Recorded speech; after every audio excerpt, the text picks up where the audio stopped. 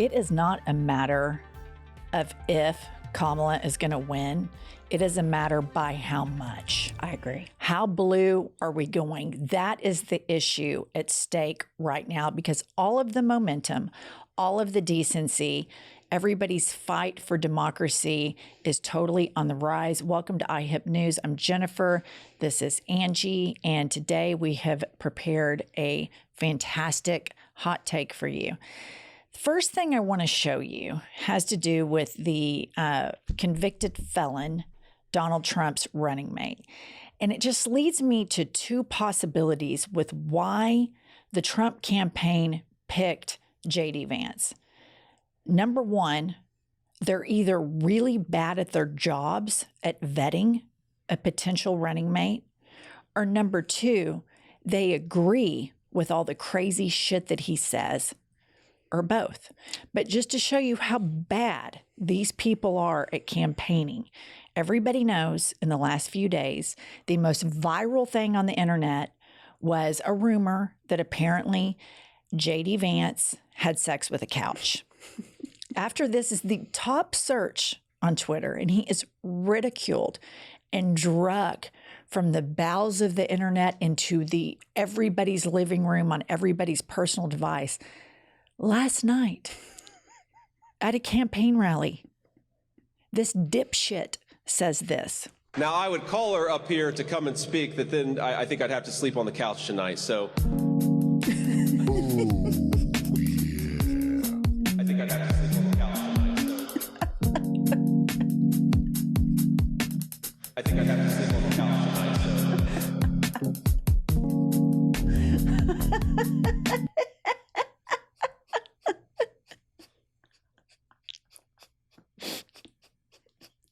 They're so bad at their jobs. This is unbelievable. Like, my jaw dropped. And I was like, was it a Freudian slip? How did this happen?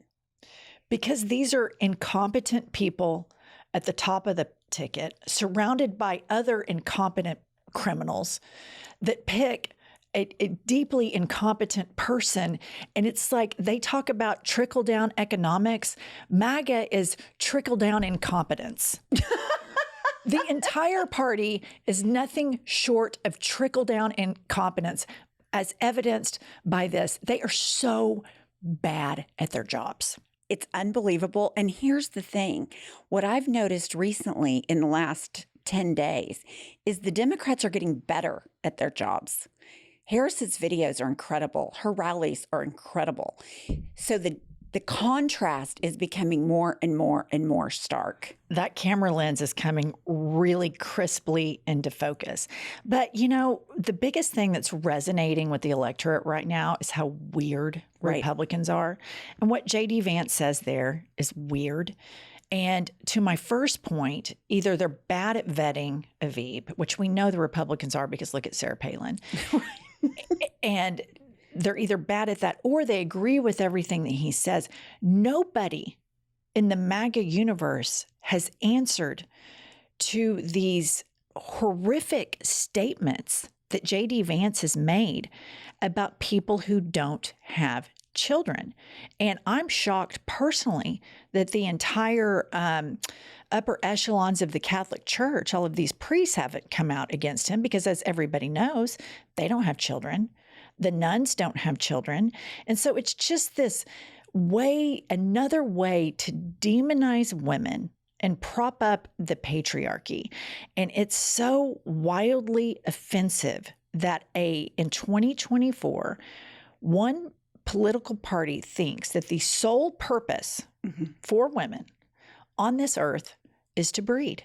And they have appointed that a heartbeat away from the presidency.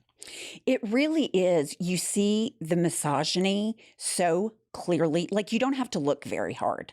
Women are supposed to have children. Women are supposed to be subservient to men, period, full stop. And they're not backpedaling. No, they're not. I mean, they're trying to backpedal away from Project 2025 because it's so wildly unpopular. But they're parading him up and down, running around saying people that don't have children shouldn't have the same stake in our nation. Are you fucking kidding me? Who vetted this guy? Because all of this stuff is out there. Any Google search can reveal this. So the larger question is, if this is who they vet for their number 2 pick, if Trump were to win, think about the lunatics that would be in his cabinet, because all of his other former cabinet appointees won't even endorse him. That's how incompetent he is in his policy of trickle-down incompetence. But J.D. Vance, they either poorly vetted him or they vetted him and they thought, oh yeah, He's our guy. this is going to go over really well with women. We're all in. Women will love it. Which is just jaw-dropping. But in the vein that MAGA is so weird right now, there is nothing weirder on the planet to me than Fox News. Oh, which I like to affectionately refer to as psycho news. This is a news station by psychos for psychos. And the biggest thing that they're riled up about right now is the Olympics. They're outraged. Right here. Here's the headline. House Speaker Johnson slams White House silence on Olympics opening ceremony controversy. Okay. First and foremost, Moses Mike Johnson is a complete lunatic that deserves a straitjacket and a padded cell because he thinks that God told him that he is Moses. Right. And he said that on camera. And he also took his daughter to some creepy purity ball. And he also monitors his son's porn and in turn has his son monitor his porn use, which is weird and creepy. So the fact that they're propping up this lunatic on Psycho News is totally on brand. But here's the situation. These dipshits are so dumb that they think that that's the Last Supper. When the French are like, no, it's an ode to Greek mythology because the Olympics are Greek. But what they're so mad about over at Fox is that they embrace drag queens in the mainstream. Mm-hmm. And that's one of their big campaign wedge issues. We're anti-drag.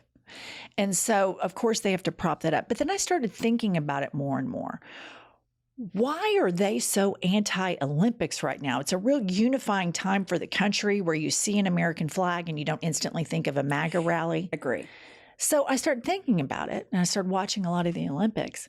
You know what color a lot of the Olympians' skin is? Black or brown? Yeah. Yeah. And I think this is just a way for them to guide people away from the Olympics because they don't want their audience cheering for Black athletes. I think Laura Ingraham is the one that said to LeBron James, shut up and dribble. And they don't want these athletes being applauded. And it's really disgusting.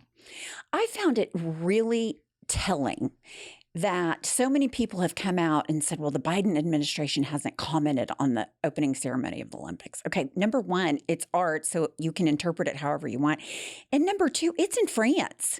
It's put on by French people. It's made by French. It's designed by French people. French people are in it. It's their vision. It's not the United States. In fact, what they do for their opening ceremony is none of our fucking business.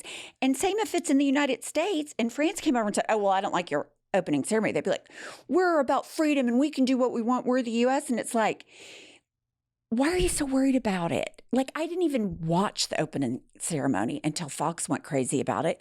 And then I watched it and I loved it. And I thought it was a great ode to Greek mythology. The French are way past these petty issues 100% that MAGA and Fox dwell on. But just to show you how much they propel a Christian nationalist messaging, this comedian, Rob Schneider, goes on Fox and blasts the Paris Olympics alleged parody of the Last Supper, which we all know it wasn't.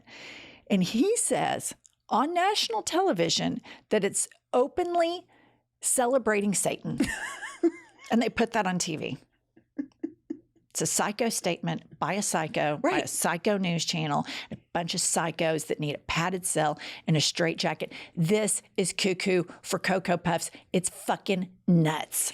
Well, that tells you they don't have any real policy solutions when this is their big platform right now. That's right.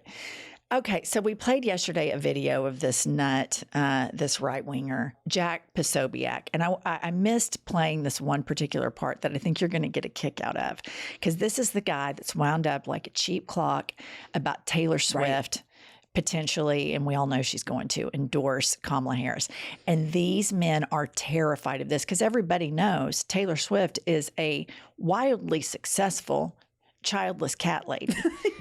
So here's his response to the threat of the Swifties. Celebrities have always gotten into politics and it doesn't really matter. Yes, it matters now because they changed the system of voting, right? Because they changed it to ballots, because they changed it to, and by the way, we can do this as well. We don't have a Taylor Swift on our side, but you know who we have? We have Kid Rock, we have Ted Nugent, we have influencers, right? We have all these people, John Voight. We have people that can come out and use their audiences, number one. John Voight, because every Gen Zer knows exactly who John Voight is, and Ted Nugent. I mean, talk about bringing the house down. Top of the list, A-list, 5-star celebrities. Here's the deal. That would have been great in the 1970s or 80s. Maybe. This guy said this with cameras on him. Right. And it's posted on the internet. Like, there's a record of this trickle-down incompetence that is the MAGA party, that he stood there with a straight face and said, we have Kid Rock, Ted Nugent, and John Voight. You want to talk about fucking weirdos? I mean, that's just, it's so wild that they do this stuff knowing that they're being recorded. It's almost like they don't round table it. There's nobody, like you go back to the incompetence, like nobody said, maybe don't make the comparison between Kid Rock and Taylor Swift. Like that doesn't float. But I just think the misogyny is so evident with how much they hate Taylor Swift. They are so terrified of Taylor Swift because she adds to the economy. She's a billion-dollar artist. People love her. She writes her own songs. She is a one-woman powerhouse, and they can't stand it. The idea that women don't need men terrifies them. They are absolutely terrified by it. And that's why I think you have like this really weird relationship with MAGA men and MAGA women, because the women are apologists for the misogyny, and the women also have internalized misogyny. While they're all dealing with all that, the adults are going to have adult rallies, make adult statements, have real superstars, and talk about real issues as far as advancing our country and civilization and, the globe, so that we can all live in peace. That's what the Democrats want. And at the end of the day, the main reason that I support Kamala Harris is because everybody's included under her umbrella. Even the gay kid that has MAGA parents, the MAGA parents won't fight for your kid, but Kamala Harris and her administration will. And so I want to be with somebody who advocates for everybody, not just Kid Rock, Ted Nugent, and John Voight. But I want to leave you with what I started with, which is Democrats, Americans, independents, patriots, and gaytriots. We're going to win this. But the question is, how big of an exclamation point are we going to put on it? How big of a message are we going to send to MAGA and their incompetence that their racist, misogynist, exclusive form of Christian nationalism is not going to fly in this country?